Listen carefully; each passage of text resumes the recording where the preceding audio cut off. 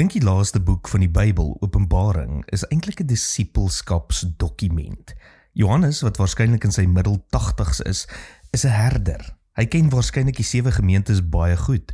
Hy het eintlik 'n soort biskop geword, 'n herder vir die herders, vir die ouderlinge en die hakens van daardie gemeentes. Welkom by die Sepcast, die plek waar ons geliefde stories op hulle koppe draai, waar ons kyk na wat die geskiedenis dalk oorgesien het en waar ons nuut ontdek en saam groei. En al daardie gemeentes leef onder druk. Sommige ervaar politieke druk om kompromieë aan te gaan, ander is onder die verleiding van die mag van die ryk.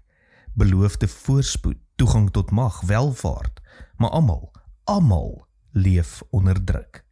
En dan ontvang Johannes hierdie openbaring, hierdie apokalips van Jesus. Dis om die mense te help verstaan wat hierdie druk eintlik is, en om te verstaan dat disippelskap nie beteken jy word uit die druk verwyder nie, maar dat jy leer om binne in die druk te leef, en dat Jesus jou daardeur gaan dra. Tegnies gesproke, die woord wat meestal as verdrukking vertaal word, behoort eerder vertaal te word as druk. In Openbaring 1 vers 9 skryf Johannes, ek, Johannes, julle medebroeder en deelnemer aan die druk, en aan die koninkryk en die volharding in Jesus. En die Griekse woord vir daardie druk is flipsis. Flipsis is 'n spesifieke soort druk. Dis die soort wat jy ervaar as jy, kom ons vat 'n voorbeeld, jou hande teen mekaar vryf, vinnig en hard.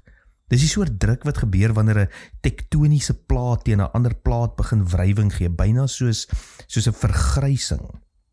En wat Johannes sê is, wanneer God se koninkryk inbreek in 'n deel van die wêreld, gaan dit bots met die ander koninkryke. En daardie ander stelsels, hulle moet of begin saamwerk met die koninkryk van God, of daar gaan begin druk opbou. En Johannes sê, hey, moenie paniekerig raak nie. As jy vasgevang raak in die middel daarvan, beteken dit, jy is lojaal aan Jesus Christus. Jy is vasgevang in die druk, omdat jy lojaal is. En daar is nie 'n ontsnapping nie, jy moet daardeur gaan. Maar geseënd is jy, want Jesus is daar in die middel van die druk, en hy gaan jou dra. Dis deel van die inbreek van die nuwe hemel en die nuwe aarde. Selfs al verloor jy jou huis, jou werk of selfs jou lewe.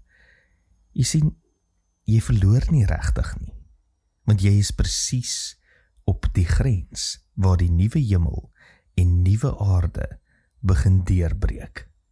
Tot môre, mooi loop.